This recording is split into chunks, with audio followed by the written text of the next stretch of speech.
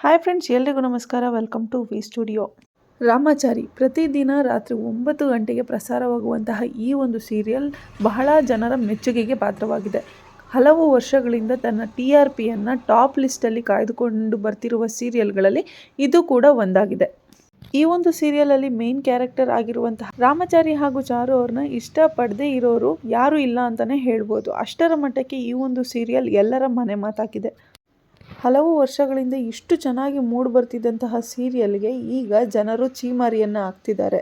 ಆ ಸೀರಿಯಲ್ನಲ್ಲಿ ಮಾಡಿದಂತಹ ಒಂದು ಕಾರ್ಯ ಜನಗಳ ಕೋಪಕ್ಕೆ ತುತ್ತಾಗಿದೆ ಅಂತಲೇ ಹೇಳ್ಬೋದು. ಹಾಗಿದ್ರೆ ಆ ಸೀರಿಯಲ್ನಲ್ಲಿ ಅಂತಹ ಘಟನೆ ಏನು ನಡೀತು, ಜನಗಳು ಯಾಕೆ ಇಷ್ಟು ಕೋಪಗೊಂಡಿದ್ದಾರೆ, ಆ್ಯಂಡ್ ಜನರು ಯಾಕೆ ರಾಮಾಚಾರಿ ಸೀರಿಯಲ್ನ ಇನ್ನು ಮುಂದೆ ನೋಡೋದೇ ಇಲ್ಲ ಅಂತ ಹೇಳ್ತಿದ್ದಾರೆ, ಇದೆಲ್ಲದ್ರ ಬಗ್ಗೆ ಮಾಹಿತಿಯನ್ನು ಕೊಡ್ತೀನಿ.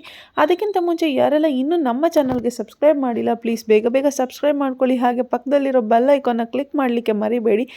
ಎಸ್, ರಾಮಾಚಾರಿ ಹಾಗೂ ಚಾರು ಇಬ್ಬರು ಕ್ಯೂಟ್ ಆಗಿರುವಂತಹ ಪೇರ್ಸ್. ಆನ್ ಸ್ಕ್ರೀನ್ ಆಗಿರ್ಬೋದು, ಆಫ್ ಸ್ಕ್ರೀನ್ ಆಗಿರ್ಬೋದು, ನೋಡಲಿಕ್ಕೆ ಇಬ್ಬರು ತುಂಬ ಚೆನ್ನಾಗಿ ಕಾಣಿಸ್ತಾರೆ.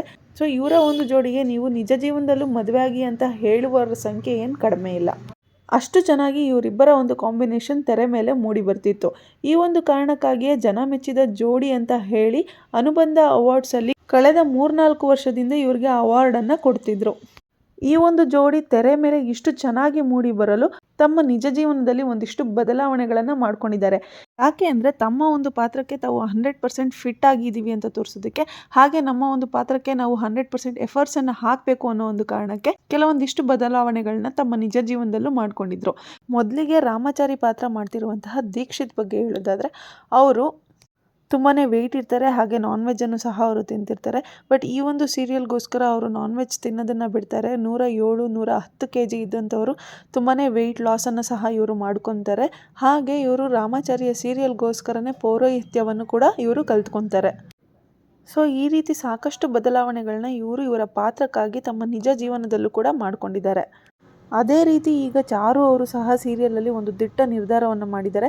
ಹಾಗೆ ಯಾವ ಹೆಣ್ಣು ಮಗಳು ಸಹ ಯಾವುದೇ ಸೀರಿಯಲಲ್ಲೂ ಮಾಡದೇ ಇರುವಂತಹ ಪಾತ್ರವನ್ನು ಚಾರು ಅವರು ಮಾಡ್ತಿದ್ದಾರೆ. ಎಸ್, ಸೀರಿಯಲಲ್ಲಿ ಚಾರು ಅವರು ತಮ್ಮ ತಲೆಯನ್ನು ಬೋಳಿಸ್ಕೊಂಡು ಪಾತ್ರವನ್ನು ಮುಂದುವರಿಸ್ತಿದ್ದಾರೆ. ಸದ್ಯಕ್ಕೆ ಈಗ ಸೀರಿಯಲಲ್ಲಿ ಇರುವಂತಹ ವಿಲನ್ಗಳೆಂದರೆ ಅದು ವೈಶಾಖ ಹಾಗೆ ರುಕ್ಕು. ಇವರಿಬ್ಬರಿಗೂ ಸಹ ಚಾರು ಕಂಡ್ರೆ ಆಗೋದಿಲ್ಲ. ಬಟ್ ಚಾರುಗೆ ಈ ವಿಚಾರ ಗೊತ್ತಿರೋದಿಲ್ಲ. ಎಲ್ಲರೂ ತುಂಬ ಒಳ್ಳೆಯವರು ಅಂತ ನಂಬಿರೋ ಚಾರು ಯಾರು ಏನು ಹೇಳಿದ್ರು ಕೇಳುವಂತಹ ಪರಿಸ್ಥಿತಿಯಲ್ಲಿ ಈಗ ಇದ್ದಾಳೆ. ವೈಶಾಖ ಮೊದಲಿನಿಂದಲೂ ರಾಮಾಚಾರಿಯ ಮನೆ ಮೇಲೆ ಸೇಡನ್ನು ತೀರಿಸ್ಕೋಬೇಕು ಅಂತ ಕಾಯ್ತಿರ್ತಾಳೆ. ಆ್ಯಂಡ್ ಈ ಒಂದು ಸೇಡು ಸಕ್ಸಸ್ಫುಲ್ ಆಗದೆ ಅವಳು ಜೈಲಿಗೆ ಹೋಗ್ತಾಳೆ. ಜೈಲಿಗೆ ಬಂದ ನಂತರ ಅವಳು ಒಳ್ಳೆಯವಳಾಗಿದ್ದಾಳೆ ಅಂತ ಎಲ್ಲರೂ ಅಂದ್ಕೊಂಡಿದ್ದಾರೆ. ಬಟ್ ಅವಳ ಸೇಡನ್ನು ಮುಂದುವರಿಸ್ತಿದ್ದಾಳೆ. ಈ ಒಂದು ಕಾರಣಕ್ಕೆ ಅವಳು ತನ್ನ ಕಾಲಲ್ಲಿ ಸ್ವಾಧೀನ ಇಲ್ಲ ಅನ್ನೋ ರೀತಿ ಆ್ಯಕ್ಟಿಂಗನ್ನು ಮಾಡಿಕೊಂಡು ವೀಲ್ ಚೇರ್ ಮೇಲೆ ಕೂತಿದ್ದಾಳೆ. ಆ್ಯಂಡ್ ಡಾಕ್ಟರ್ಸ್ ಎಲ್ಲ ನೋಡಿ ಏನಾಗಿದೆ ಅಂತ ಡಾಕ್ಟರ್ಸ್ಗೆ ಗೊತ್ತಾಗ್ತಿಲ್ಲ ಅನ್ನೋ ರೀತಿ ಮನೆಯವ್ರಿಗೆ ಹೇಳಿದ್ದಾರೆ. ಸೊ ಯಾರಾದರೂ ಐನೋರುಗಳನ್ನ ಕೇಳಿದ್ರೆ ಒಳ್ಳೇದು ಅಂತಂದ್ಬಿಟ್ಟು ಸ್ವಾಮಿಗಳನ್ನ ಕೇಳಿದ್ದಕ್ಕೆ ಅವರು ನಿನ್ನದೊಂದು ಅರ್ಕೆ ಇದೆ, ಆ ಅರ್ಕೆನ ನಿಮ್ಮ ಕಡೆಯವ್ರು ಯಾರಾದರೂ ಒಬ್ಬರು ಬಂದು ಫುಲ್ಫಿಲ್ ಮಾಡೋವರೆಗೂ ನಿನ್ನ ಒಂದು ಕಾಲು ಸರಿ ಹೋಗೋದಿಲ್ಲ ಅಂತ ಹೇಳಿದ್ದಾರೆ ಅಂತ ಅವಳು ಚಾರು ಹತ್ರ ಹೇಳ್ತಾಳೆ. ಆವಾಗ ಚಾರು ಕೇಳ್ತಾಳೆ, ಏನಕ್ಕ ಅರ್ಕೆ ಅದು, ನಾನು ಅದನ್ನು ಫುಲ್ಫಿಲ್ ಮಾಡ್ತೀನಿ ಹೇಳು ಅಂತ.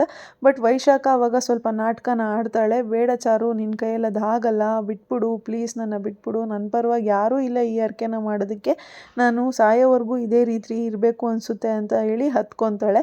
ಅವಳು ಅಳೋದನ್ನು ಚಾರು ಕೈಯಲ್ಲಿ ನೋಡೋಕ್ಕಾಗಲ್ಲ. ಆಗ ಚಾರು ಮಾತು ಕೊಡ್ತಾಳೆ, ಅದು ಎಷ್ಟೇ ಕಷ್ಟ ಆದ್ರೂ ನಾನು ಮಾಡೇ ಮಾಡ್ತೀನಿ, ನಿನಗೋಸ್ಕರ ನಾನು ಮಾಡ್ತೀನಿ, ಹೇಳು ಅಕ್ಕ ಅಂತ ಹೇಳಿ ಅವಳು ವೈಶಾಖಗೆ ಮಾತನ್ನು ಕೊಡ್ತಾಳೆ.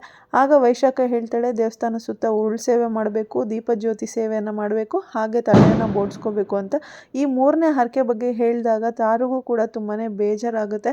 ಆದರೂ ಸಹ ಅವಳು ಹರಕೆ ಅಲ್ವಾ, ನಾನು ಮಾಡೇ ಮಾಡ್ತೀನಿ, ನೀನು ಸರಿ ಹೋಗ್ತೀಯಾ ಅಂತಂದರೆ ನಾನು ಏನು ಬೇಕಾದ್ರೂ ಮಾಡ್ತೀನಿ ಅಕ್ಕ ಅಂತ ಹೇಳಿ ಅವಳು ಈಗ ಹರಕೆನ ಫುಲ್ಫಿಲ್ ಮಾಡಿ ತಲೆಯನ್ನು ಬೋಳ್ಸ್ಕೊಂಡು ಮನೆಗೆ ಬಂದಿದ್ದಾಳೆ.